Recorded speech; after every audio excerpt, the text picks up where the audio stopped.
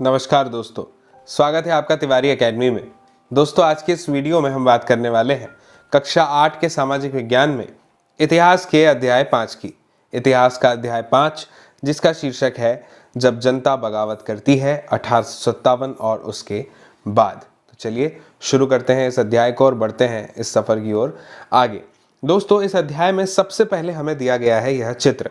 मैं चाहता हूं कि इस चित्र को आप बहुत ध्यान से देखिए। 1857 की जो क्रांति हुई थी यह उसी का एक चित्र है। इसमें बताया गया है कि सिपाही और किसान विद्रोह के लिए ताकत जुटाते हुए जिस तरह से यह आंदोलन हुआ, इसके बारे में एक बात कही जाती है कि यह 1857 की जो क्रांति है यह पूरी एकता के साथ और पूरी ताकत के साथ उस समय भारत में नहीं हुई थी।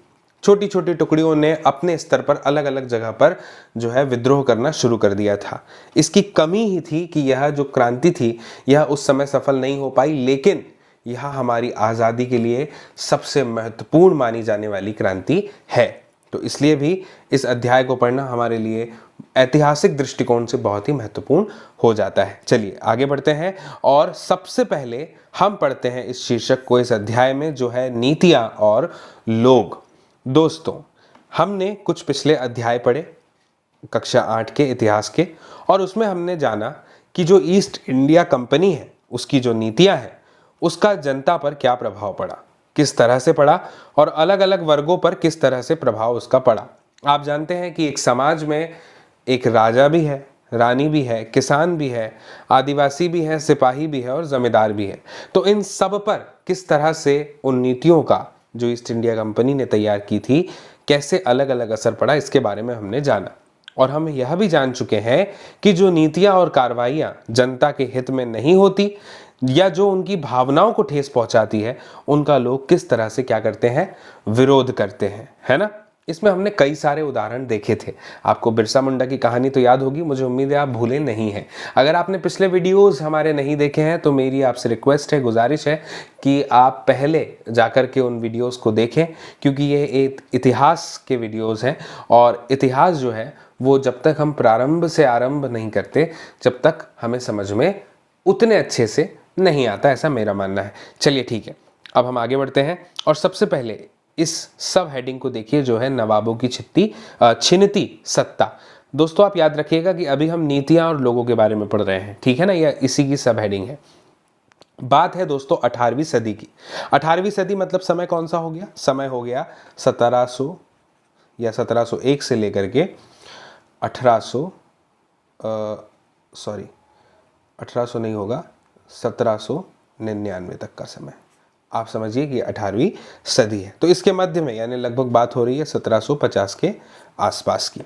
तो 18वीं सदी के मध्य में राजाओं और जो नवाब थे उनकी ताकतें जो है दोस्तों उनसे छिनने लग गई थी। उनकी सत्ता और सम्मान दोनों धीरे धीरे खत्म होते चले जा रहे थे।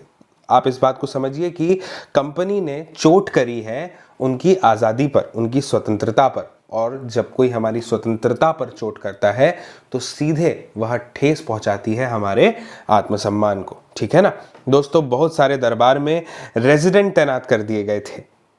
स्थानीय शासकों की जो स्वतंत्रता थी वह धीरे धीरे घटती चली जा रही थी, है ना। मुझे उम्मीद है आप सब कुछ कल्पना कर पा रहे होंगे, इमेजिन करते चलिएगा। उनकी सेनाओं को भंग कर दिया गया था, है ना, जो स्थानीय राजा थे उनकी, और राजस्व वसूली का जो उनका अधिकार था कि वह अपने राज्य में जो भी उनका क्षेत्र था वहां पर राजस्व वसूली शुरू से किया करते थे, ये उनका अधिकार है। और जो इलाके थे उनको एक एक करके धीरे धीरे छीन रही थी कौन, ईस्ट इंडिया कंपनी, ठीक है ना। बहुत सारे स्थानीय शासकों ने अपने हितों की रक्षा के लिए कंपनी के साथ बातचीत भी करी थी कि आपस में कोई सलाह मशवरा कर लेते हैं, शायद इसका कोई हल निकल जाए। तो इसका उदाहरण यहाँ पर दिया गया है झांसी की रानी का, है ना। झांसी की रानी लक्ष्मीबाई कौन नहीं जानता। वो ये चाहती थी कि जो उनके पति की जब मृत्यु हो गई तो उसके बाद उन्होंने जिस बेटे को गोद लिया था उसी को जो कंपनी है वह राजा मान ले। दोस्तों, पेशवा बाजीराव द्वितीय के दत्तक पुत्र थे नाना साहेब। उन्होंने क्या किया, उन्होंने भी कंपनी से यही आग्रह किया कि उनके जो पिता को पेंशन मिला करती थी अब उनकी मृत्यु हो गई है तो उनकी मृत्यु के बाद वो उन्हें मिलने लगे, ठीक है ना, किन्हें, नाना साहेब को। दोस्तों, लेकिन उस समय कंपनी अपने ताकत, जो उसकी सैनिक ताकत थी और जो उसकी श्रेष्ठता थी, उसके नशे में चूर थी, यानी घमंड में आ गई थी, और इन निवेदनों को उसने एक सिरे से ठुकरा दिया, है ना, इनकार कर दिया। रानी लक्ष्मीबाई की बात भी नहीं मानी और नाना साहेब की बात भी नहीं मानी। दोस्तों, आप एक बात याद रखिएगा कि जो अवध की रियासत थी ना, वो अंग्रेजों के कब्जे में आने वाली आखिरी रियासतों में से थी। ठीक है, 1801 की अगर हम बात करें ना, तो क्या होता है कि 1801 में यानी 19वीं सदी के शुरुआत में अवध पर एक सहायक संधि थोप दी गई और 1856 में हुआ ये कि इसी सहायक संधि की बदौलत अंग्रेजों ने ठीक 55 साल बाद उसे अपने कब्जे में ले लिया, यानी 1856 में। दोस्तों, उस समय गवर्नर जनरल था डलहौजी। इसने ऐलान कर दिया कि जो रियासत है उसका शासन ठीक से नहीं चलाया जा रहा है और इसीलिए शासन को दुरुस्त करने के लिए यहाँ पर ब्रिटिश प्रभुत्व होना जरूरी है। ठीक है, आप देखिए किस तरह से नीतियां जो है कंपनी अपना रही है एक के बाद एक, और लोगों पे इसका किस तरह से जो है असर पड़ रहा है। दोस्तों, कंपनी ने मुगलों के शासन को खत्म करने की भी एक पूरी की पूरी योजना तैयार कर ली थी। वह चाहती थी कि अब जो मुगलों का शासन है वह भी धीरे धीरे समाप्त हो जाए। अभी तक यहाँ पे क्या हो रहा था उस समय की अगर हम बात करें, तो अभी कोई बादशाह है, फिर उसका जो पुत्र होगा, जो योग्य पुत्र होगा, उसे बादशाह बना दिया जाएगा। अब कंपनी ने क्या किया, इसे समझिए। कंपनी द्वारा जारी किए गए सिक्कों पर से धीरे धीरे मुगल बादशाहों का नाम हटाने देना शुरू कर दिया गया, है ना। और 1849 में गवर्नर जनरल डलहौजी ने एक ऐलान कर दिया। यह ऐलान क्या था, इसे ध्यान से सुनिएगा। यह ऐलान था कि जो बहादुर शाह जफर थे ना, जब उनकी मृत्यु हो जाएगी तो उसके बाद जो बादशाह का परिवार है उनको लाल किले से निकाल दिया जाएगा और फिर कहाँ बसाया जाएगा, तो उन्हें बसाया जाएगा दिल्ली में कहीं पर भी। ठीक है, आप समझिए 1856 में गवर्नर जनरल कैनिंग, है ना, इनने क्या फैसला किया कि बहादुर शाह जफर आखिरी मुगल बादशाह होंगे। इसका क्या अर्थ है, इसका यह मतलब है कि जब उनकी मृत्यु हो जाएगी तो उसके बाद किसी भी वंशज को बादशाह नहीं माना जाएगा, यानी उनका कोई भी पुत्र बादशाह नहीं बनेगा। उन्हें केवल राजकुमारों के रूप में ही मान्यता दी जाएगी कि भाई कि राजकुमार है, और वह भी सिर्फ नाम के लिए। दोस्तों, यह तो हुई राजाओं की बात, है ना। अब बात करते हैं किसान और सिपाही की। आप एक बात समझिए कि किसी राज्य में एक ही राजा होता है ना, 2-3 राजा, किसी एक क्षेत्र में एक राजा होता है जो वहाँ का या मुख्य अधिकारी, आप समझ लीजिए। वर्तमान दृष्टिकोण को अगर ध्यान में रखते हैं तो आप समझिए कि एक क्षेत्र किसी एक मुख्य अधिकारी के अंडर में आता है। कोई एक प्रशासनिक अधिकारी वर्तमान में किसी एक जिले का प्रभारी है ना।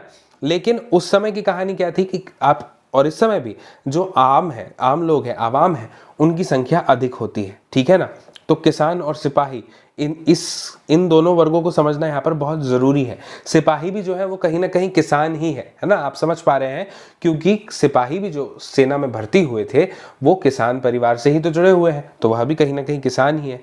तो दोस्तों, गाँव में किसान और जमींदार भारी भरकम लगान और वसूली के सख्त तौर तरीकों से बहुत ही ज्यादा हो गए थे उस समय परेशान। बहुत सारे लोग, उन्होंने क्या किया, लगान को चुकाने के लिए कर्ज लिया महाजनों से और उन्हें लौटा नहीं पा रहे थे, और इसकी वजह से उनकी जो पीढ़ियों पुरानी जमीनें थी वो उनके हाथ से धीरे धीरे करके निकलती चली जा रही थी। कंपनी के तहत काम करने वाले जो भारतीय सिपाही थे, उनके असंतोष की अपनी एक अलग वजह थी, एक अलग कारण था। वो उनके वेतन भत्तों और सेवा शर्तों के कारण बहुत ज्यादा परेशान हो गए थे। ठीक है, कई सारे नए नियम उस समय जो है उनकी धार्मिक भावनाओं और आस्थाओं को ठेस पहुंचाया करते थे। ठीक है ना, जो कंपनी बनाती थी, कंपनी के थे। ठीक है, आप इसे समझिएगा। उन्हें लगता था कि समुद्र यात्रा से उनका धर्म और जो जाति है वो भ्रष्ट हो जाएगी। किसकी? सिपाहियों की, भारतीय सिपाहियों की, है ना। तो 1824 में क्या हुआ, सिपाहियों को कंपनी की ओर से लड़ने के लिए समुद्र के रास्ते बर्मा जाने का आदेश मिल गया। कंपनी ने आदेश दिया कि आपको बर्मा जाना है, समुद्र के रास्ते से होते हुए लड़ाई करने। तो दोस्तों, उन्होंने इस हुक्म को मानने से इनकार कर दिया, क्योंकि यह समुद्र से होकर जाने वाला रास्ता था। अब उन्हें जमीन के रास्ते से जाने में कोई एतराज नहीं था। तो सरकार का हुक्म न मानने के कारण उन्हें उस समय दे दी गई सख्त सजा। ठीक है, और क्योंकि यह मुद्दा अभी भी खत्म नहीं हुआ था, यह 1824 की बात थी और अब 1856 आ गया था। तो 56 में क्या हुआ, कंपनी को एक नया कानून बनाना पड़ गया। अब ये कानून क्या था कि इस कानून में ये कहा गया था साफ तौर पर कि अगर कोई व्यक्ति कंपनी की सेना में नौकरी करेगा तो जरूरत पड़ने पर उसे समुद्र पार भी जाना पड़ सकता है। आप समझिए कि ये जो है नया कानून कब बना, 1856 में। क्रांति की शुरुआत 1857 अध्याय के शीर्षक से ही हम पढ़ते आ रहे हैं, है ना। दोस्तों सिपाही गांव के हालात से भी बहुत ज़्यादा परेशान थे। बहुत सारे सिपाही जो थे वो खुद किसान थे, जैसा कि मैंने अभी आपको बताया है ना, और अपने परिवार वालों को वो गांव में छोड़ करके आए थे। क्यों करने, क्या करने, ड्यूटी करने के लिए। दोस्तों लिहाजा किसानों को गुस्सा जो था वो जल्द ही उस समय किस में फैल गया, सिपाहियों में फैलता चला गया। अब अगला जो शीर्षक है उसे समझिए, यह है सुधारों पर प्रतिक्रिया। इस चित्र को देखिए, आपस में सिपाही जो है वो अफवाहें फैला रहे हैं, खबरें फैला रहे हैं उत्तर भारत के बाजारों में, है ना, उसके बारे में है। कौन सी खबरें हैं अभी पढ़ेंगे, समझ में आ जाएगा। दोस्तों अंग्रेजों को लगता था कि भारतीय समाज को सुधारना जरूरी है, ठीक है। सती प्रथा को रोकने और विधवा विवाह को बढ़ावा देने के लिए कानून बनाए गए। अंग्रेजी भाषा की शिक्षा को जमकर प्रोत्साहन दिया गया। 1830 के बाद दोस्तों एक काम और हुआ जो कंपनी ने किया, इसे समझिए ये क्या था। यह भी जो काम किया इसका भी परिणाम जो है वो हमें 1857 के विद्रोह में देखने को मिलता है। इसका परिणाम 1857 के विद्रोह के रूप में इन्होंने ये किया 1830 में कि ईसाई मिशनरियों को खुलकर काम करने और यहाँ तक कि जमीन और संपत्ति जुटाने की यहाँ पर छूट दे दी। और 1850 में एक नया कानून बना दिया गया जिससे ईसाई धर्म को अपनाना और आसान हो गया। अब इससे क्या हुआ, 50 का जो ये कानून था इसे समझिए। इस कानून में प्रावधान क्या किया गया था कि अगर कोई भारतीय व्यक्ति ईसाई धर्म अपनाता है तो भी पुरखों की संपत्ति पर उसका अधिकार पहले जैसा ही रहेगा। यानी मोटिवेट किया जा रहा है कि आप जो है वो ईसाई धर्म को अपना लीजिए। दोस्तों बहुत सारे भारतीयों को यकीन हो गया था कि अंग्रेज उनका धर्म, उनके सामाजिक रीति रिवाज और जो परंपरागत उनकी जीवन शैली है उसको क्या कर रहे हैं, नष्ट कर रहे हैं, यानी कि खत्म कर रहे हैं। और दूसरी तरफ ऐसे भारतीय भी थे जो मौजूदा सामाजिक व्यवस्था में बदलाव चाहते थे। इन सुधारकों के विषय में दोस्तों हम पढ़ेंगे आपके किताब में अध्याय 7 में, ठीक है। फिलहाल हम इसी अध्याय की बात करेंगे। अब जो आगे हमें पढ़ना है वो है जनता की नजर से शीर्षक। अभी तक हम नीतियां और लोक शीर्षक को पढ़ रहे थे, अब हम पढ़ेंगे जनता की नजर से। दोस्तों उस जमाने में लोग अंग्रेज शासन के बारे में क्या सोच रहे थे, इनका जायजा लेने के लिए हमें स्रोत 1 और 2 को पढ़ना है। स्रोत 1 क्या है, स्रोत 1 जो एक ब्राह्मण है विष्णु भट्ट घोड़ से, उनके द्वारा किताब लिखी गई है माझा प्रवास, उसके कुछ अंश दिए गए हैं। इसे पढ़ करके हमें यह समझ में आएगा कि इस समय के जो लोग थे वो अंग्रेज शासन के बारे में क्या सोच रहे थे, कैसी प्रतिक्रियाएं दे रहे थे, ठीक है। तो मैं शब्दशः इस स्रोत को आपके सम्मुख पढ़ने वाला हूं। स्रोत 1 को भी और स्रोत 2 को भी मैं इस तरह से पढ़ूंगा कि आपको एक एक शब्द समझ में आए। अगर इस स्रोत में कोई ऐसा शब्द आता है जिससे मुझे लगेगा कि आपको समझाने की आवश्यकता है तो वहां पर रुक करके मैं उसे आपको समझाऊंगा भी। तो बिल्कुल ध्यान से सुनिएगा बिना किसी डिस्टर्बेंस के, ताकि आपको ये बात समझ में आ जाए। 84 नियमों की सूची। यहाँ महाराष्ट्र के एक गांव में रहने वाले ब्राह्मण विष्णु भट्ट गोडसे द्वारा लिखित पुस्तक माझा प्रवास के कुछ अंश दिए गए हैं, ठीक है। विष्णु भट्ट और उनके चाचा मथुरा में आयोजित किए जा रहे एक यज्ञ में भाग लेने के लिए निकले थे। विष्णु भट्ट लिखते हैं कि रास्ते में उनकी मुलाकात हो जाती है कुछ सिपाहियों से जो उन्हें सलाह देते हैं कि वे वापस लौट जाएं, क्योंकि 3 दिन के भीतर चारों तरफ कोहराम मच जाएगा। सिपाहियों ने जो कहा वह कुछ इस प्रकार से था। अंग्रेज सरकार हिंदुओं और मुसलमानों के धर्म को नष्ट करने पर आमादा है। उन्होंने 84 नियमों की एक सूची बनाई है और कलकत्ता में सारे राजाओं और राजकुमारों की मौजूदगी में उसका ऐलान कर दिया है। यानी कि वो 84 जो नियम थे उनके बारे में बता दिया है। उन्होंने यानी सिपाहियों ने ये बताया कि राजा इन नियमों को मानने के लिए तैयार नहीं है। उन्होंने अंग्रेजों को घातक परिणामों की चेतावनी दे दी है। किन्होंने, राजाओं ने। और राजाओं ने यह भी कहा है कि अगर ये नियम लागू किए गए तो भारी उथल पुथल मच जाने वाली है, कि राजा भारी गुस्से में अपनी राजधानियों को लौट गए हैं। तमाम बड़े लोग योजनाएं बना रहे हैं। धर्म युद्ध के लिए तारीख तय कर ली गई थी और मेरठ छावनी से एक गुप्त योजना तैयार करके विभिन्न छावनियों में भेज दी गई थी। ये तो हुई दोस्तों स्रोत 1 की बात। अब स्रोत 2, इसे पढ़िए। जल्द ही हर टुकड़ी में उत्तेजना छा गई। उस दौर की एक और झलक सूबेदार सीताराम पांडे के संस्मरणों में मिलती है। अभी हमने बाणभट्ट के विषय में पढ़ा था, अब हम सीताराम जो कि सूबेदार थे, सीताराम पांडे, उनके बारे में पढ़ेंगे। सीताराम पांडे को 1812 में दोस्तों बंगाल नेटिव आर्मी में सिपाही के तौर पर भर्ती किया गया था। उन्होंने 48 साल तक नौकरी की और 1860 में वो सेवानिवृत्त हो गए। उन्होंने बगावत को दबाने में अंग्रेजों की मदद की। हालांकि उनका बेटा भी विद्रोहियों के साथ था और अंग्रेजों ने उसे सीताराम की आंखों के सामने ही मार डाला था, लेकिन इसके बावजूद उन्होंने विद्रोह को दबाने में अंग्रेजों की सहायता करी थी। अपने सेवानिवृत्ति यानी रिटायरमेंट के बाद उनके कमान अफसर नॉरगेट ने उन्हें अपने संस्मरण लिखने के लिए प्रेरित किया यानी मोटिवेट किया। दोस्तों, सीताराम ने 1861 में अवधी भाषा में अपने संस्मरण लिखे, जिनका नॉरगेट ने अंग्रेजी में अनुवाद किया और फ्रॉम सिपाही टू सूबेदार यानी सिपाही से सूबेदार तक के नाम से इसे प्रकाशित करवाया। सीताराम पांडे के संस्मरणों का एक अंश जो है वह कुछ इस प्रकार से था, जो कि हम स्रोत 2 के अंतर्गत पढ़ने वाले हैं। मेरा मानना है कि अवध पर हुए कब्जे में सिपाहियों के भीतर गहरा आत्मविश्वास भर गया था और वे सरकार के खिलाफ साजिशें रचने लगे थे। अवध के नवाब और दिल्ली बादशाह के नुमाइंदों को सेना की नब्ज जानने के लिए पूरे भारत में भेज दिया गया। उन्होंने सिपाहियों की भावना को और हवा दी। उन्होंने सिपाहियों को बताया कि विदेशियों ने बादशाह के साथ कितना बड़ा धोखा किया है। उन्होंने 1000 झूठ गढ़ डाले और सिपाहियों को अपने मालिकों अंग्रेजों के खिलाफ बगावत करने के लिए उकसाया, ताकि दिल्ली में बादशाह को दोबारा गद्दी पर बिठाया जा सके। उनकी दलील थी कि अगर सिपाही मिलकर काम करें और इन सुझावों पर अमल करें तो सेना ऐसा कर सकती है। इस चित्र को आप देखिए दोस्तों, मेरठ में विद्रोही सिपाही अफसरों पर हमला करते हैं, उनके घरों में घुस जाते हैं और इमारतों में आग लगा देते हैं। ठीक है, अभी स्रोत 2 खत्म नहीं हुआ है, आगे समझिए। संयोग से इसी समय सरकार ने हर एक रेजिमेंट के कुछ लोगों को नई राइफल के इस्तेमाल का तरीका बताने के लिए अलग अलग छावनियों में भेजा। इन लोगों ने कुछ समय तक सिपाहियों को प्रशिक्षण दिया यानी कि ट्रेनिंग दी।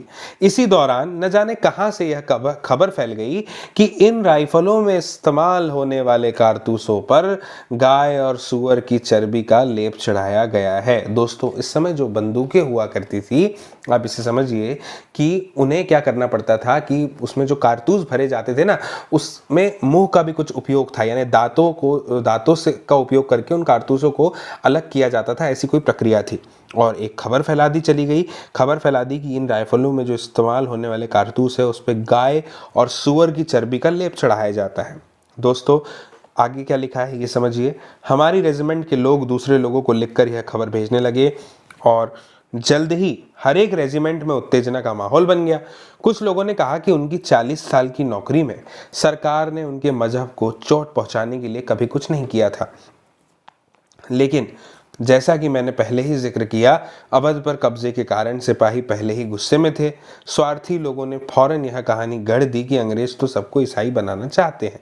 आप समझिए दोस्तों कि ये जो सीताराम पांडे है, यह अभी भी जो अपनी किताब में लिख रहे हैं, इसको पढ़ करके ऐसा प्रतीत हो रहा है कि यह जो है अंग्रेजों के पक्ष में कुछ कुछ लिखा गया है ना। लेकिन जैसा कि मैं यहाँ पे लिखा है, स्वार्थी लोगों ने फौरन यह कहानी गढ़ दी कि अंग्रेज तो सबको ईसाई बनाना चाहते हैं, इसलिए उन्होंने ऐसे कारतूस तैयार किए हैं ताकि उन्हें इस्तेमाल करने से मुसलमान और हिंदू दोनों ही भ्रष्ट हो जाए।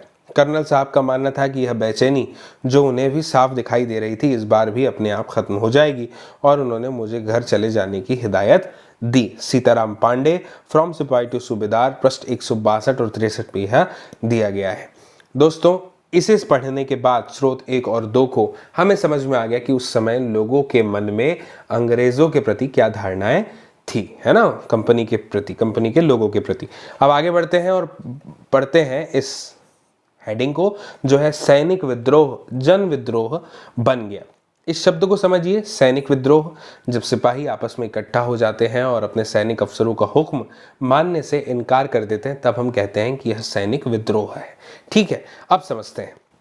दोस्तों, यहाँ पर बताया गया है कि जो शासक और प्रजा है, इनके बीच संघर्ष जो है वो कोई अनोखी बात तो नहीं होती, लेकिन कभी कभी ये संघर्ष इतने फैल जाते हैं कि राज्य की सत्ता छिन्न भिन्न हो जाती है।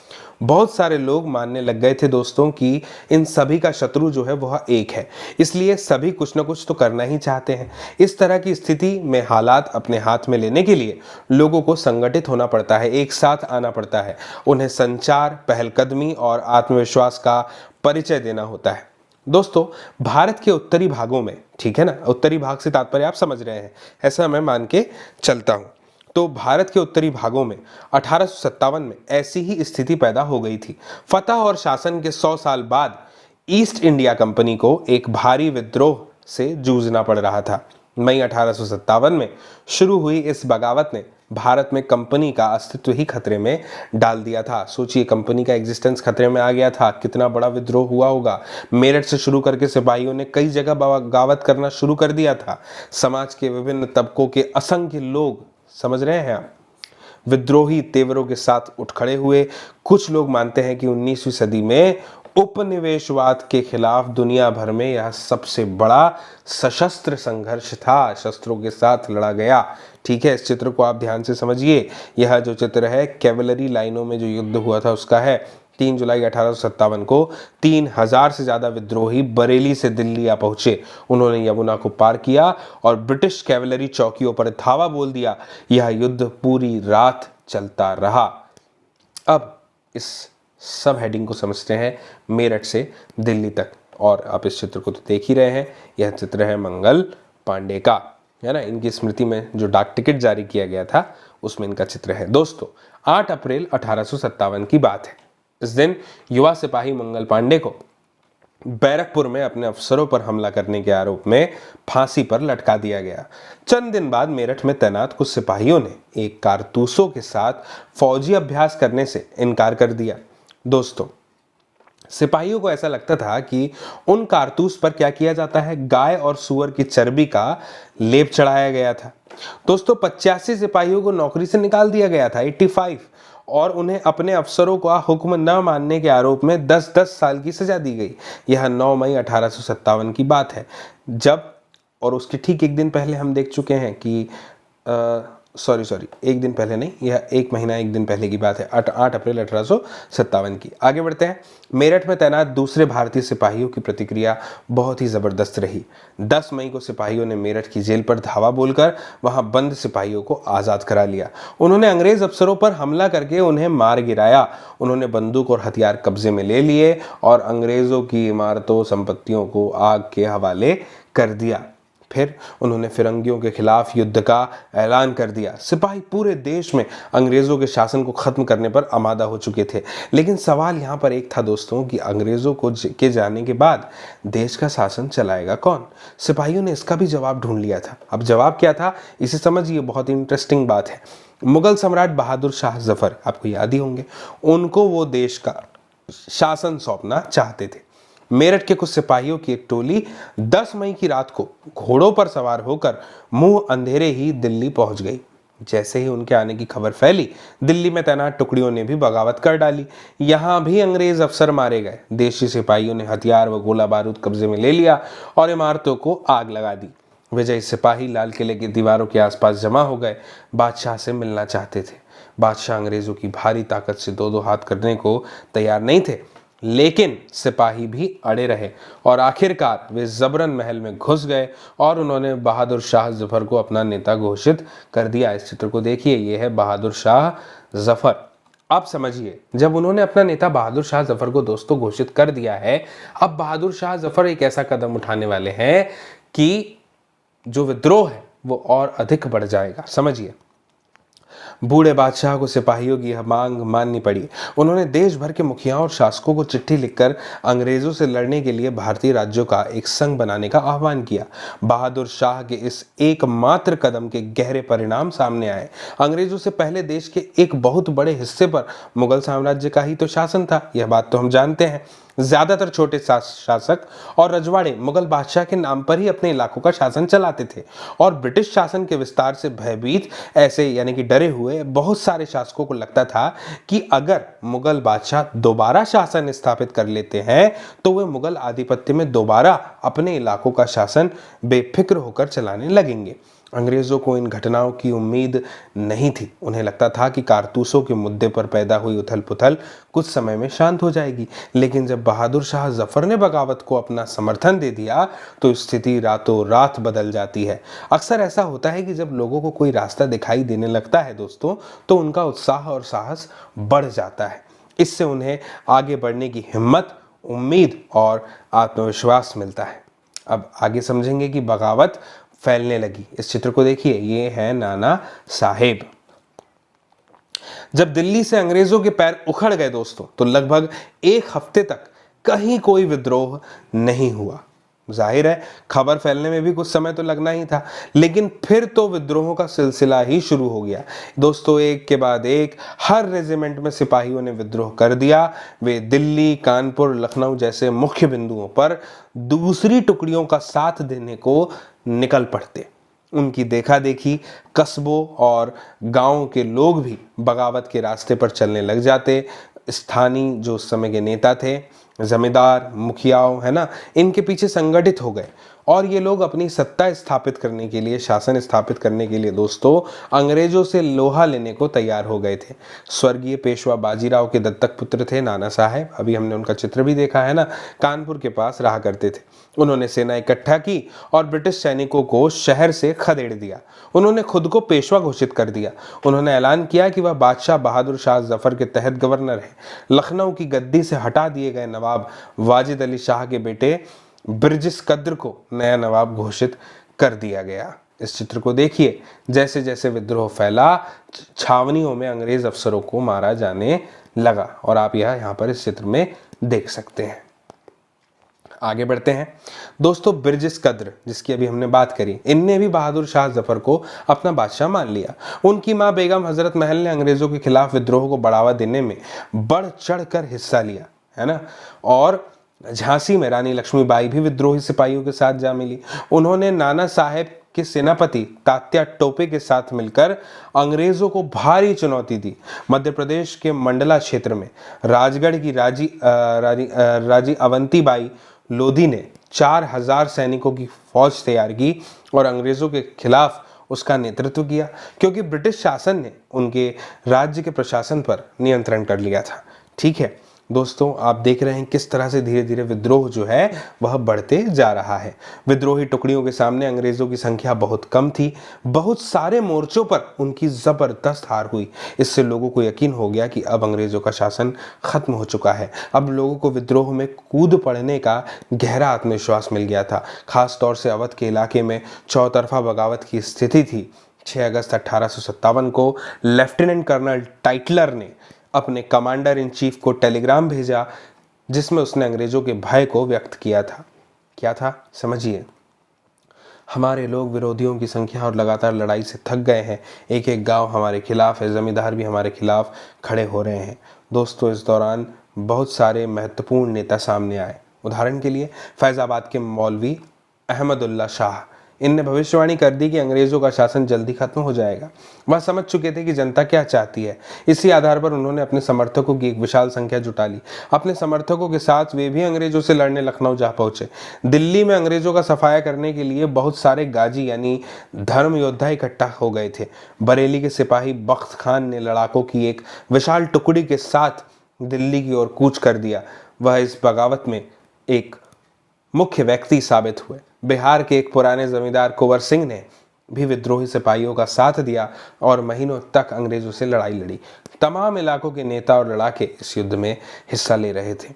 दोस्तों, यह जो चित्र है यह है वीर कुंवर सिंह का, और यह जो चित्र है ब्रिटिश टुकड़ियों विद्रोहों पर हमला करती हैं, जिन्होंने दिल्ली के लाल किले दाएं और सलीमगढ़ किले जो कि बाएं में है उस पर कब्जा किया हुआ है।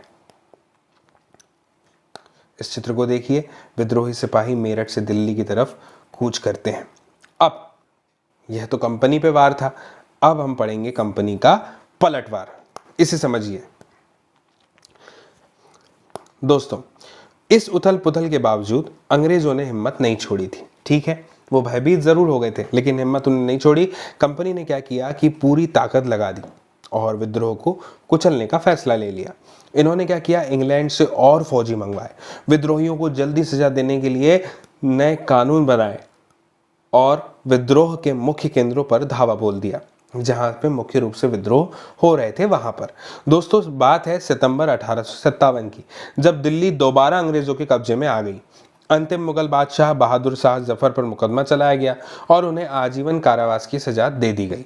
उनके बेटों को उनकी आंखों के सामने गोली मार दी गई। दोस्तों, बहादुर शाह और उनकी पत्नी बेगम जीनत महल को अक्टूबर 1858 में रंगून जेल में भेज दिया गया। इस जेल में नवंबर 1862 में बहादुर शाह जफर ने अपनी अंतिम सांस ली। दिल्ली पर अंग्रेजों का कब्जा हो जाने का यह मतलब नहीं था कि विद्रोह खत्म हो चुका था। इसके बाद भी लोग अंग्रेजों से टक्कर लेते रहे। व्यापक बगावत की विशाल ताकत को कुचलने के लिए अंग्रेजों को अगले 2 साल तक लड़ाई लड़नी पड़ी। मार्च 1858 में दोस्तों लखनऊ अंग्रेजों के कब्जे में चला गया। जून 1858 में रानी लक्ष्मीबाई की शिकस्त हुई और उन्हें मार दिया गया। दुर्भाग्यवश ऐसा ही रानी अवंतीबाई लोधी के साथ हुआ, जो कि राजगढ़ की रानी थी। खेड़ी की शुरुआती विजय के बाद उन्होंने अपने आप को अंग्रेजी फौज से घिरा पाया और वे शहीद हो गई। दोस्तों, तात्या टोपे, जो कि नाना साहेब जो थे उनके सिपाही थे, है ना एक, तो उनके मध्य भारत में के जंगलों में रहते हुए आदिवासियों और किसानों की सहायता से छापामार युद्ध वो चलाते रहे। तात्या टोपे, है ना, सेनापति थे, सॉरी सिपाही कह रहा हूँ मैं भी। तात्या टोपे, यह जो है चित्र में आप देख सकते हैं, ये इनकी स्मृति में जो डाक टिकट जारी किया वह है। और जिस तरह पहले अंग्रेजों के खिलाफ मिली सफलताओं से विद्रोहियों को उत्साह मिला था, उसी तरह विद्रोही ताकतों की हार से लोगों की हिम्मत टूटने लग गई। बहुत सारे लोगों ने विद्रोहियों का साथ छोड़ दिया। अंग्रेजों ने भी लोगों का विश्वास जीतने के लिए हर संभव प्रयास किया। उन्होंने वफादार भूस्वामियों के लिए इनामों का ऐलान कर दिया। उन्हें आश्वासन दिया गया कि उनकी ज़मीन पर उनके परंपरागत अधिकार बने ही रहेंगे। जिन्होंने विद्रोह किया था उनसे कहा गया कि अगर वे अंग्रेजों के सामने समर्पण कर देते हैं और अगर उन्होंने किसी अंग्रेज की हत्या नहीं की है तो वे सुरक्षित रहेंगे और ज़मीन पर उनके अधिकार और दावेदारी बनी रहेगी। इसके बावजूद सैकड़ों सिपाहियों, विद्रोहियों, नवाबों और राजाओं पर मुकदमे चलाए गए और उन्हें फांसी पर लटका दिया गया। दोस्तों, इस चित्र को आप ध्यान से देखिए। अंग्रेज टुकड़ियां दिल्ली में घुसने के लिए कश्मीर गेट को बारूद से उड़ा देती हैं। इस चित्र को देखिए। अंग्रेज टुकड़ियां कानपुर के पास विद्रोहियों को पकड़ लेती हैं। ध्यान से देखें कि किस तरह कलाकार ने अंग्रेज सिपाहियों को बहादुरी से विद्रोह पर धावा बोलते हुए दिखाया गया है। अब जो हमें अगला पढ़ना है दोस्तों, टाइटल जो शीर्षक हम अगला पढ़ेंगे वो है विद्रोह के बाद के साल। दोस्तों, अंग्रेजों ने 1859 के आखिरी तक देश पर दोबारा नियंत्रण पा लिया था, लेकिन अब वे पहले वाली नीतियों के सहारे शासन नहीं चला सकते थे। अंग्रेजों ने जो अहम बदलाव किए वो निम्नलिखित है। ब्रिटिश संसद ने 1858 में एक नया कानून पारित किया और ईस्ट इंडिया कंपनी के सारे अधिकार ब्रिटिश साम्राज्य के हाथ में सौंप दिए ताकि भारतीय मामलों को ज़्यादा बेहतर ढंग से संभाला जा सके। दोस्तों, ब्रिटिश मंत्रिमंडल के एक सदस्य को भारत मंत्री के रूप में नियुक्त किया गया। आप इसे समझिए, भारत मंत्री, ठीक है। ब्रिटिश मंत्रिमंडल के एक सदस्य को भारत मंत्री के रूप में नियुक्त किया गया। उसे भारत के शासन से संबंधित मामलों को संभालने का जिम्मा सौंपा गया। उसे सलाह देने के लिए एक परिषद का गठन किया गया जिसे इंडिया काउंसिल कहा जाता था। भारत के गवर्नर जनरल को वायसराय का ओहदा दे दिया गया, यानी अब तक जो गवर्नर जनरल था वो वायसराय होगा। इस प्रकार उसे इंग्लैंड के राजा रानी का निजी प्रतिनिधि घोषित कर दिया गया। इसके परिणाम से अंग्रेज सरकार ने भारत के शासन की जिम्मेदारी सीधे अपने हाथों में ले ली। देश के सभी शासकों को भरोसा दिया गया कि भविष्य में कभी भी उनके भू क्षेत्र पर कब्जा नहीं किया जाएगा, यानी उनकी जमीनें जो है वह हथियाई नहीं जाएगी। उन्हें अपनी रियासतों, अपने वंशजों, यहाँ तक कि दत्तक पुत्रों को सौंपने की भी छूट दे दी गई, लेकिन उन्हें इस बात के लिए प्रेरित किया गया कि वे ब्रिटेन की रानी को अपना अधिपति स्वीकार करें। इस तरह भारतीय शासकों को ब्रिटिश साम्राज्य के अधीन शासन चलाने की छूट दे दी गई। दोस्तों, सेना में भारतीय सिपाहियों का अनुपात कम करने और यूरोपीय सिपाहियों की संख्या बढ़ाने का फैसला लिया गया।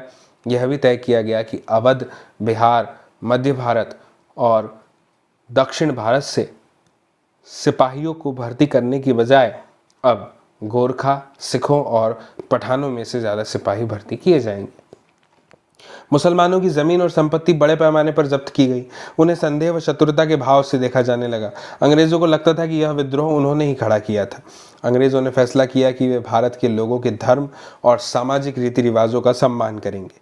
भूस्वामियों और जमींदारों की रक्षा करने तथा जमीन पर उनके अधिकारों को स्थायित्व देने के लिए नीतियां बनाई गई। इस प्रकार 1857 के बाद इतिहास का एक नया चरण शुरू होता है।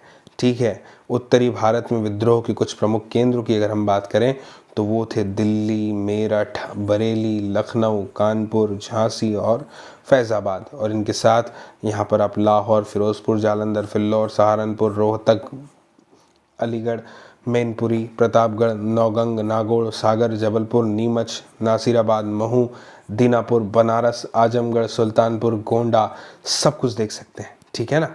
आगे बढ़ते हैं।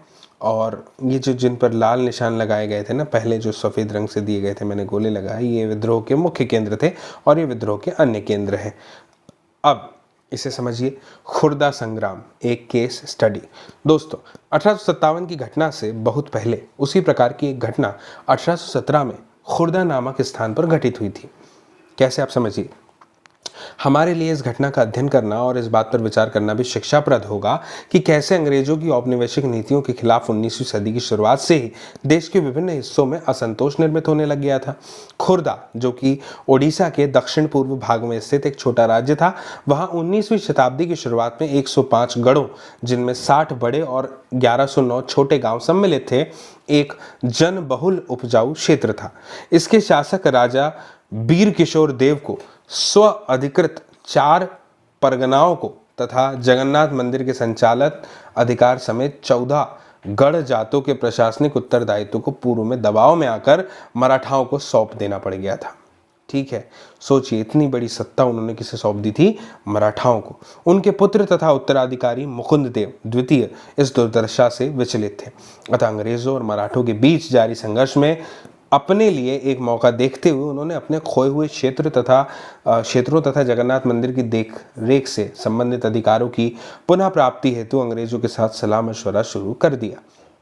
लेकिन 1803 में ओडिशा को अपने कब्जे में लेने के बाद अंग्रेजों ने ओडिशा के दूसरे सामंत राजाओं के साथ मिलकर तथा मराठाओं के गुप्त समर्थन से उन्होंने जबरन अपने अधिकारों को अपने में मिला लिया। सांत्वना के रूप में, अब आगे समझिए, इसकी वजह से उन्हें अपने पद से विस्थापित होना पड़ा तथा अंग्रेजों ने उनके राज्य को अपने राज्य में मिला लिया। सांत्वना के रूप में एक नियमित अनुदान के साथ, जो कि उनकी पूर्व भूसंपत्ति के राजस्व का एकमात्र दशमांश था, यानी 10वां हिस्सा, अंग्रेजों ने उन्हें जगन्नाथ मंदिर की देखरेख का दायित्व दिया तथा उनका निवास पुरी में निश्चित कर दिया। इस अनैतिक व्यवस्था से उड़ीसा में दमनकारी विदेशी शासन के एक ऐसे युग का प्रारंभ हुआ जिसने 1817 में गंभीर सशस्त्र संग्राम का मार्ग प्रशस्त किया। दोस्तों, खुर्दा को अपने अधीन करने के तुरंत बाद अंग्रेजों ने राजस्व निवृत्त जमीन पर कर लगाने की नीति अपनाई, यानी अब टैक्स लगाया जाएगा। इसमें राज्य के पूर्व सैनिक वर्ग, जिन्हें पाइक के नाम से जाना जाता था, उनका जीवन बुरी तरह से प्रभावित हुआ। इस नीति की भयावहता राजस्व की मांग में अनुचित वृद्धि और इस संग्रह के दमनकारी तरीकों से और बढ़ गई थी। इस कार्यवाही के फलस्वरूप 1805 और 1817 के बीच में खुर्दा से बड़े पैमाने पर लोग जमीन छोड़कर चले गए। दोस्तों ध्यान से समझिए, फिर भी अंग्रेजों ने अस्थायी बंदोबस्त के तहत राजस्व भुगतान की नीति को चालू रखा, जिसमें जमीन की उपजाऊ क्षमता तथा रैयतों की भुगतान की क्षमता की अनदेखी करते हुए हर वर्ष राजस्व की मांगों में वृद्धि की गई। दोस्तों अब आप ध्यान से समझिएगा कि प्राकृतिक आपदाओं के समय भी जो क्या था कि कोई उदारता दिखाई नहीं जाती थी, है ना। और ओडिशा में क्या हुआ कि ऐसी आपदाएं जो है वो अक्सर आती रहा करती थी। जो बकायेदार थे उनकी ज़मीन को जो है राजस्व अधिकारी जो थे वो सट्टेबाजों को बेच दिया गया उनके द्वारा।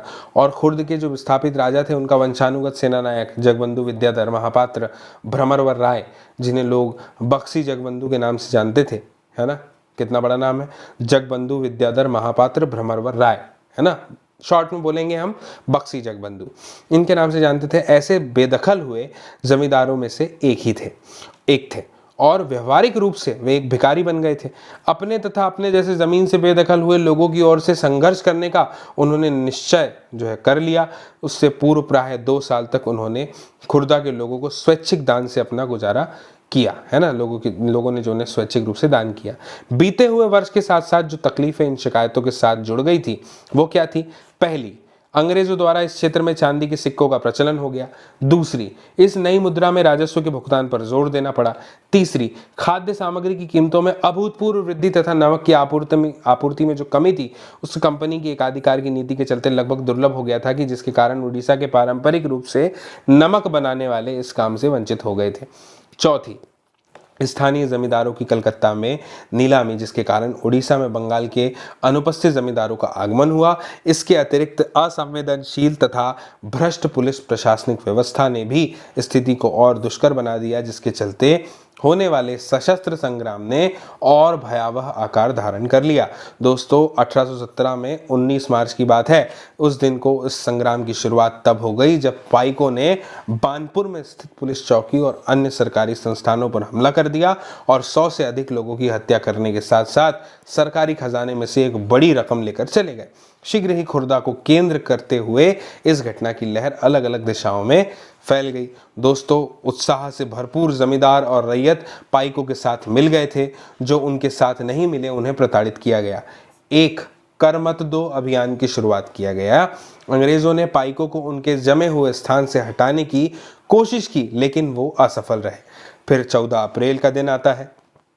14 अप्रैल 1817 को बक्सी जगबंधु, इन्होंने 5 से 10 हजार पाइकों और कंद जनजाति के योद्धाओं की अगवाई कर पुरी को कब्जे में ले लिया और मुकुंद देव द्वितीय जो थे उनको उनकी झिझक के बावजूद राजा घोषित कर दिया।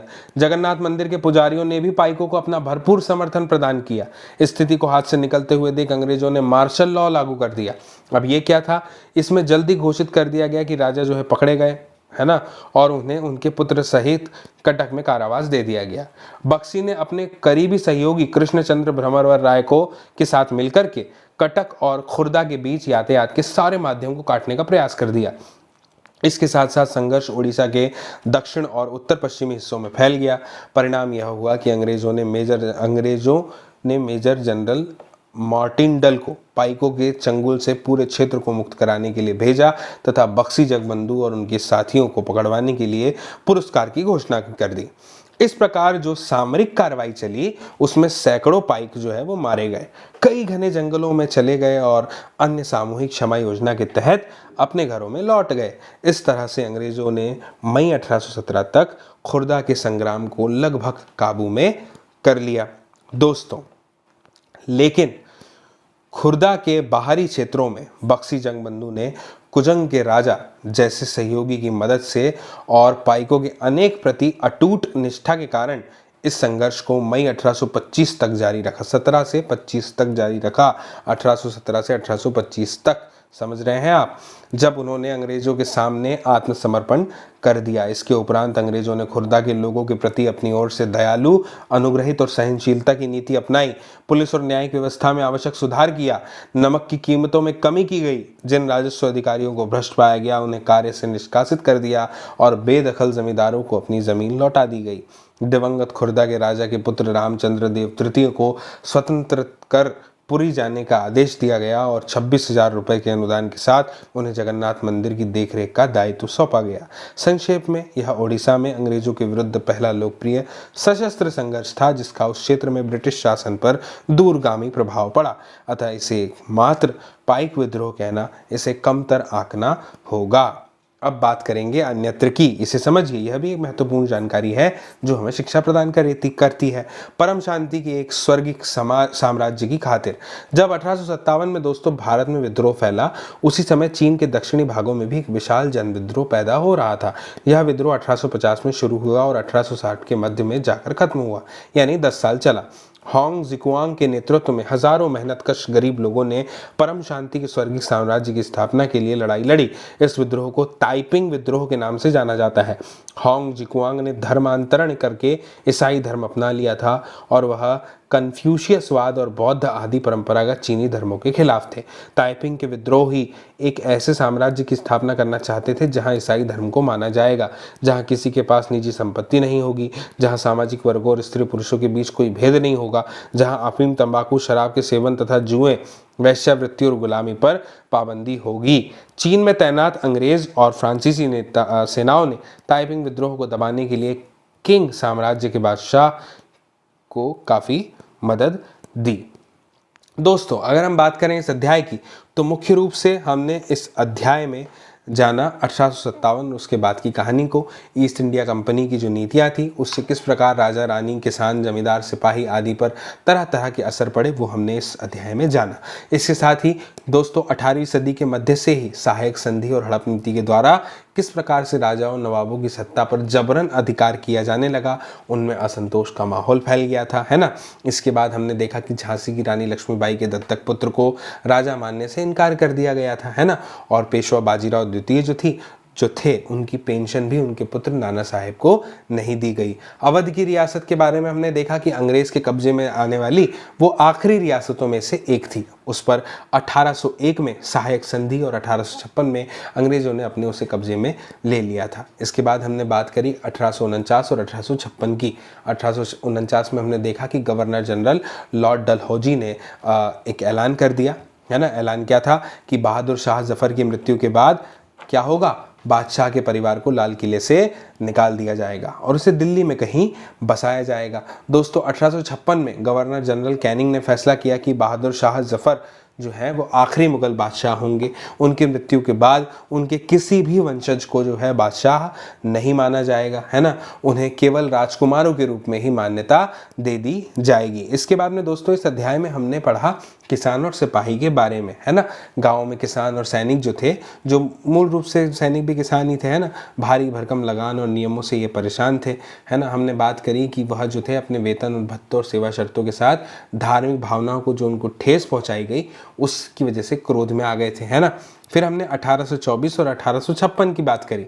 1824 में हमने यह जाना कि सिपाहियों ने समुद्र के रास्ते बर्मा जाने के आदेश को मानने से इनकार कर दिया और 1856 में कंपनी ने कानून बनाया। यह कानून क्या था, इसमें कहा गया था कि कोई भी व्यक्ति कंपनी की सेना में जो नौकरी करेगा तो ज़रूरत पड़ने पर उसे समुद्र पार भी जाना पड़ सकता है।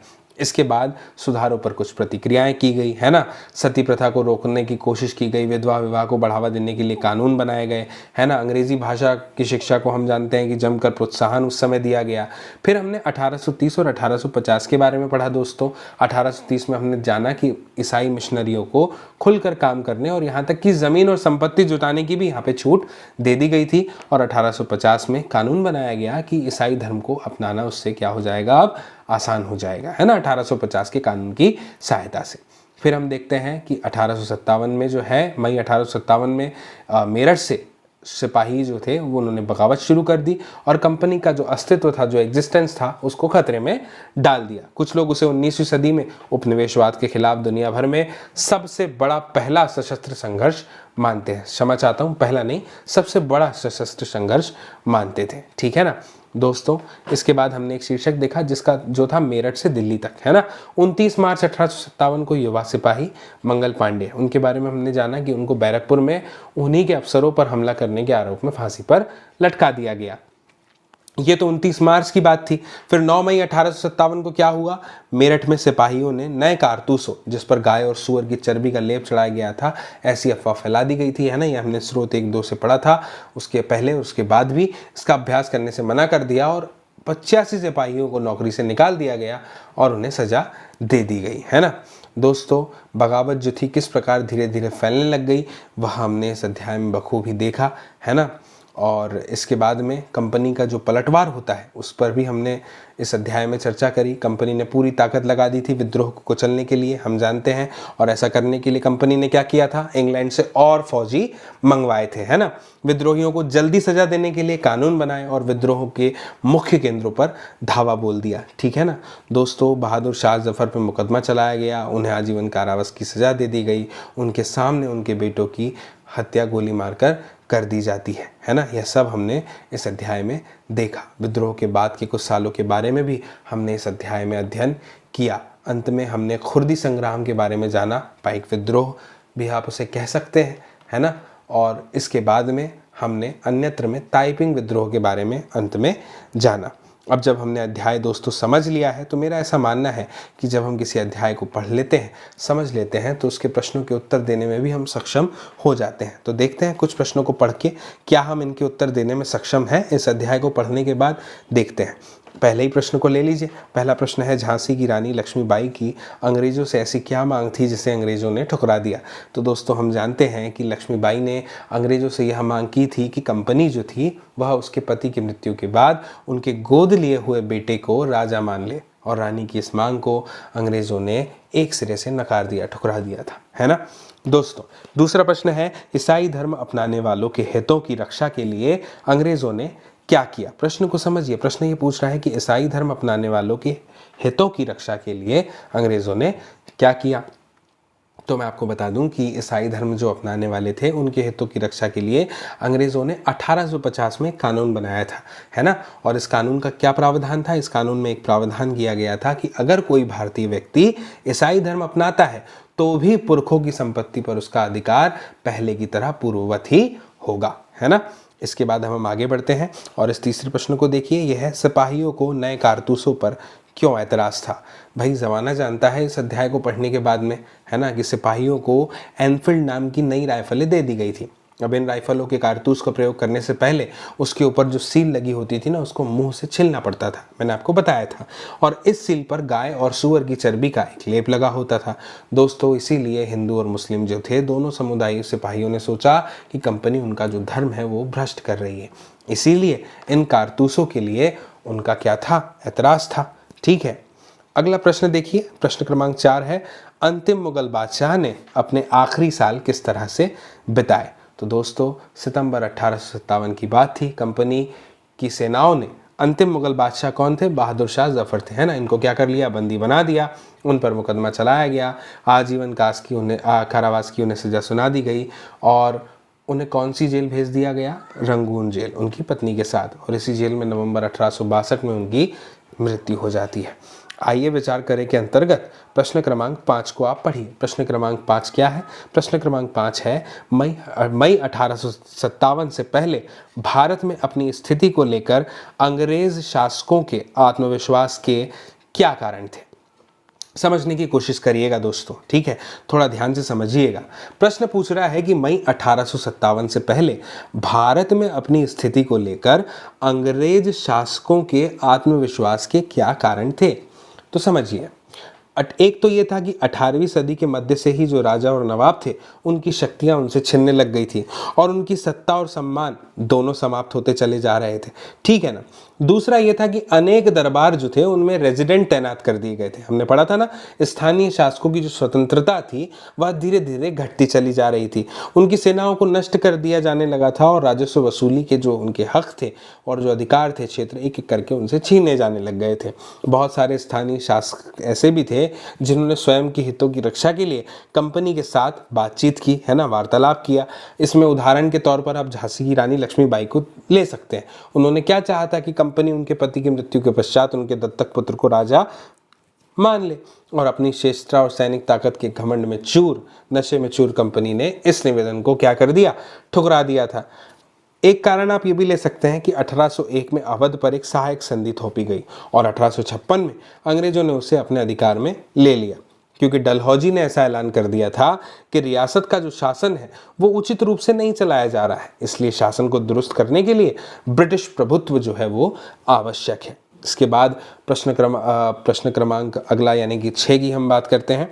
तो 6 में आप देख सकते हैं प्रश्न पूछा गया है, बहादुर शाह जफर द्वारा विद्रोहियों को समर्थन दे देने से जनता और राजपरिवार पर क्या असर पड़ा। तो दोस्तों इसके उत्तर में आप ऐसा कह सकते हैं कि भारतीय जनता अंग्रेजों की नीतियों से बहुत ज़्यादा परेशान हो गई थी और दिल्ली में जो सैनिक टुकड़ी थी उन्होंने लाल किले में उन्होंने घुस करके बहादुर शाह जफर को भारत का क्या कर दिया था, सम्राट घोषित कर दिया था, बादशाह घोषित कर दिया था। और इससे बहादुर शाह जफर जो थे, जो बूढ़े बादशाह थे, उनका हौसला और अधिक बढ़ गया और ब्रिटिश शासन के खिलाफ उन्होंने बगावत कर दी, है ना। अंग्रेजों को इन घटनाओं की उम्मीद ही नहीं थी। उन्हें क्या लगता था, उन्हें लगता था कि कारतूसों के मुद्दों पर ये जो उथल पुथल मच गई है कुछ समय में अपने आप शांत हो जाएगी।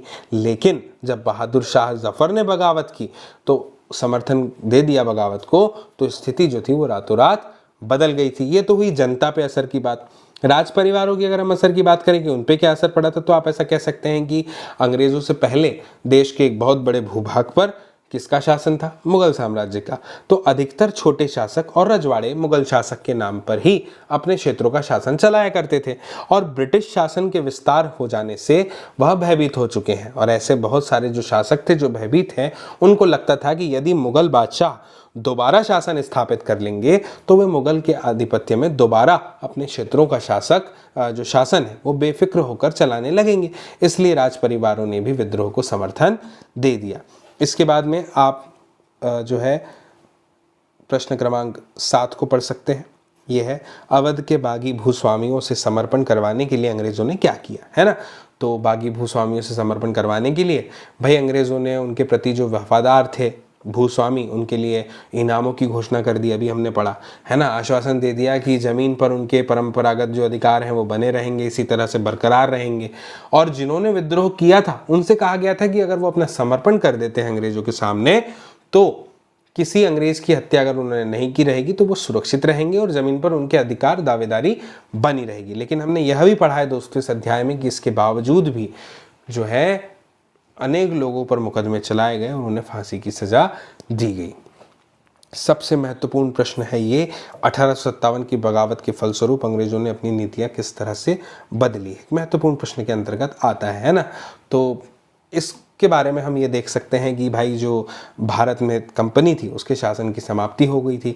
ब्रिटिश संसद ने 1858 में एक नया कानून पारित कर दिया था और ईस्ट इंडिया कंपनी के सारे अधिकार जो थे वो ब्रिटिश साम्राज्य के हाथों में सौंप दिए गए थे ताकि भारतीय मामलों को अधिक अच्छे तरीके से संभाला जा सके। और इसके लिए क्या किया गया था, भारत मंत्री के रूप में नियुक्ति की गई थी। ब्रिटिश मंत्रिमंडल के एक सदस्य के रूप को, है ना, भारत मंत्री बना दिया गया था। ठीक है, देशी रियासत जो थी उनके प्रति जो नीति थी उसमें कुछ बदलाव कर दिया। देश के जितने भी शासक थे उनको भरोसा दिलाया दिया गया था कि भविष्य में कभी भी उनके भू क्षेत्र पर अधिकार नहीं किया जाएगा। उन्हें अपनी रियासत, अपने वंशजों, यहाँ तक कि गोद लिए हुए पुत्रों को सौंप देने की भी छूट दे दी गई। लेकिन उन्हें इस बात के लिए प्रेरित किया गया कि वे जो ब्रिटेन की रानी है ना उन्हीं को क्या मान ले, अपना अधिपति मान ले। ठीक है, इसी प्रकार से दोस्तों भारतीय शासकों को ब्रिटिश साम्राज्य के अधीन शासन चलाने की छूट दे दी चली गई। एक कारण ये भी कह सकते हैं कि मुसलमानों के प्रति जो दृष्टिकोण था उसमें परिवर्तन आया। मुसलमानों की जमीन और संपत्ति बड़े पैमाने पर जब्त की गई। उन्हें संदेह व शत्रुता के भाव से देखा जाने लगा। अंग्रेजों को लगता था कि यह विद्रोह उन्होंने ही खड़ा किया था। भारतीय धर्मों और अगर रीति की हम बात करें, रीति रिवाजों की, तो उनका सम्मान अंग्रेजों ने निर्णय किया कि वे भारत के लोगों के धर्म और सामाजिक रीति रिवाजों का सम्मान करेंगे, है ना। मुझे उम्मीद है कि आपको जो है यह अध्याय पूरी तरह से समझ में आया होगा। मैंने प्रयास किया है कि यह अध्याय आपको संपूर्ण रूप से समझ में आए, है ना। अगर आपको यह वीडियो दोस्तों पसंद आया होगा और यह अध्याय आपको समझ में आया होगा तो आपसे यह अपेक्षा है कि आप इस वीडियो की लिंक को ज़रूर साझा करेंगे, शेयर करेंगे अपने दोस्तों, सहपाठियों, साथियों, मित्रों, परिजनों के साथ में, ताकि वे लोग भी इस वीडियो को जो है देख पाएँ, समझ पाए इस अध्याय को। यह अध्याय पारिश दृष्टिकोण से बहुत ही महत्वपूर्ण है। अगर आप किसी कॉम्पिटिटिव एग्ज़ाम की तैयारी भी कर रहे हैं तो भी आपके लिए यह अध्याय बहुत महत्वपूर्ण है, क्योंकि यह हमारे आधुनिक भारत के इतिहास का एक सबसे महत्वपूर्ण अध्याय है ना। इसको हमने किस शीर्षक के अंतर्गत पढ़ा, जब जनता बगावत करती है 1857 और उसके बाद। दोस्तों जल्दी मिलेंगे अगले वीडियो में अगले अध्याय के साथ। तब तक के लिए नमस्कार।